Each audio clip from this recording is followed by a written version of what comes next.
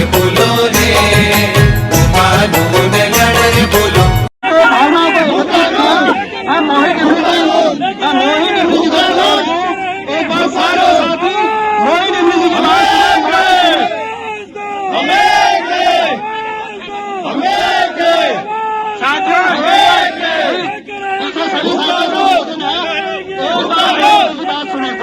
दिदों बोबो ग्याले युमाटू पानी बिक जालू।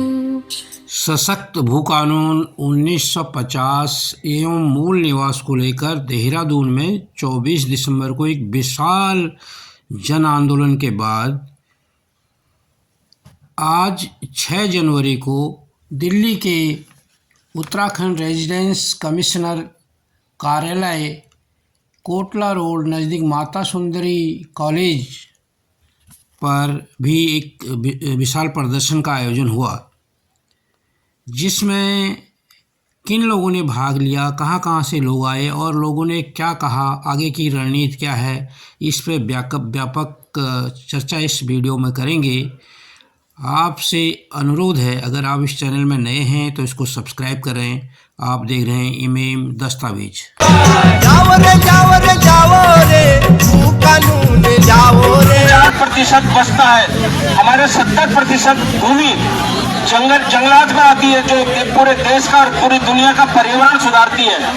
उसमें से जो बचा हुआ है, हमारे पास सिर्फ 6 लाख हेक्टेयर जमीन ही बचती है, जो सिंचित और असिंचित जमीन है, उसमें हमें गुजारा करना है। लेकिन ये सरकारों के आने से, उनकी इस दोहरी नीति के कारण ये जमीन बेचने का सिलसिला चला गया है। और आज पूरे उत्तराखंड में जिस तरह रिसोर्ट और अय्यासी के अड्डे बने हैं, वो अंकिता भंडारी और उत्तरकाशी में हुए दूसरे एक हत्याकांड के रूप में आपके सामने आ गया है। इस प्रदर्शन का आयोजन मूल निवास भू कानून संयुक्त संघर्ष समिति नई दिल्ली ने किया था। प्रदर्शन में दिल्ली के विभिन्न इलाकों से आए हुए जनप्रतिनिधियों के साथ देहरादून, हल्द्वानी, बागेश्वर से आए विभिन्न संगठनों के प्रतिनिधियों ने भाग लिया। प्रदर्शन में लोगों का कहना था कि उत्तराखंडियों को संविधान में प्रदत्त अधिकार भी उत्तराखंड की सरकार और केंद्र सरकार देने में असफल रही और उत्तराखंडियों के साथ अन्याय किया गया, छल किया गया।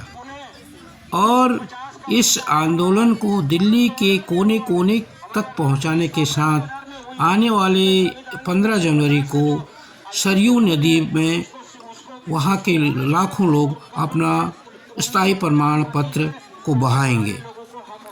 प्रदर्शन में आंदोलन के बारे में एक 4 पेज का अपील भी जारी की गई, जिसमें अपील की गई कि आप लोग जानते हैं उत्तराखंड में इन दिनों एक नई तरह की बेचैनी है। उत्तराखंड में मूल निवास और भू कानून को लेकर लोग सड़कों पर हैं। अपने संवैधानिक अधिकारों को जहां से राज्य की मांग शुरू हुई थी, इस बेचैनी की एक ही वजह है कि हमें जिन प्रतिनिधियों को सत्ता सौंपी वे कभी भी हमारी आकांक्षाओं को समझ नहीं पाए, अपने राजनीतिक हितों के लिए हमेशा हमारी उपेक्षा करते रहे। हम जब उत्तराखंड राज्य की लड़ाई लड़ रहे थे तो हमें लगता था कि लखनऊ और दिल्ली में बैठे नेता हमारे भूगोल को नहीं जानते, हमारी जंगल, नदी और ज़मीन के बारे में नहीं जानते, हमारी भाषा संस्कृत को नहीं जानते, उन्हें हमारी माँ बहनों के कष्टों का एहसास नहीं है, हमारे युवाओं के सपनों का भान नहीं है, इसलिए वह हमारे अनुरूप नीतियाँ नहीं बनाते। इसी कारण उत्तर प्रदेश के 8 पर्वतीय जिले पिछड़े रहे, लोग पलायन कर रहे हैं। तब हमने सोचा कि हम एक अलग राज्य बनाएंगे। हमने अपने लोग होंगे, नीतियाँ बनाने वाले वो लोग होंगे जो पहाड़ के गांव गधेरों को जानते हैं। लगभग 40 साल के संघर्ष और 42 शहादतों, जिनमें हमारी 2 बहनें बेलमती चौहान और हंसा धनाई ने भी अपनी शहादत दी के बाद 9 नवंबर 2000 को हमें देश का 27वां राज्य के रूप में उत्तराखंड मिला। बहुत अफसोस के साथ कहना पड़ रहा है कि अब चपरासी से लेकर मुख्य सचिव और ग्राम प्रधान से लेकर मुख्यमंत्री तक अपने ही हैं, लेकिन उत्तराखंड की लीलने छीलने और लोगों को पहाड़ से खदेड़ने के पूरे इंतजाम इन 23 वर्षों में और भी खतरनाक तरीके से सामने आए हैं। और इसीलिए आज अलग उत्तराखंड राज्य सशक्त भू कानून और मूल निवास की आवश्यकता महसूस हो रही है। यहाँ पर किसी का भी धन्यवाद देने के लिए बिल्कुल भी नहीं आए हैं। ये लड़ाई हर एक उत्तराखंड के मूल निवासी की है और हर एक मूल निवासी को अपने हिस्से की लड़ाई को आगे लड़ना है।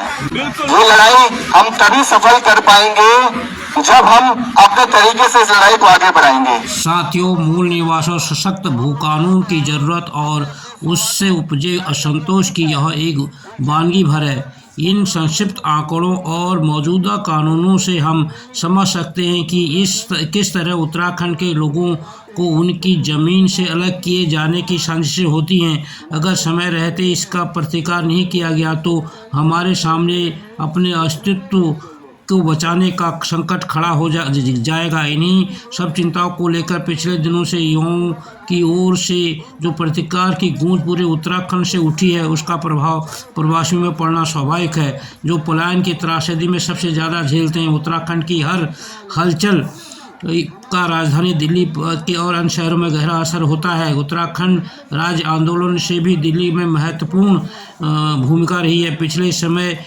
में जब भू कानून या अंकिता भंडारी वाले मामले भी यहाँ के लोगों के प्रभावी हस्तक्षेप किया था। हमारे पूरे सारे साथी देहरादून की महारैली में शामिल हुए थे।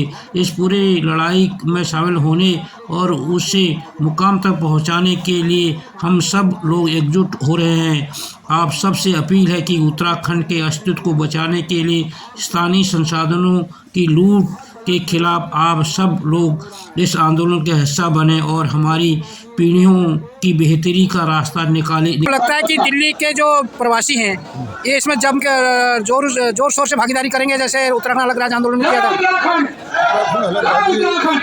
आंदोलन में जिस तरह से राष्ट्रीय राजनीतिक दलों की भूमिका इन प्रवासियों के माध्यम से रही, जिसके कारण आज 23 साल तक न राज्य की राजधानी बनी, न भू कानून मिला, न सबको हमारा पलायन हटा।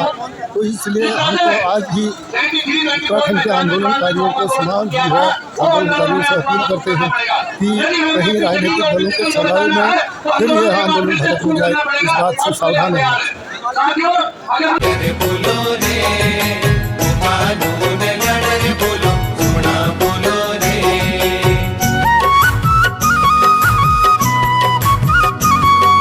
जन जन की है यही पुकार, कानून को अपनी बात। जाओ रे जाओ रे जाओ रे भू कानून जाओ रे।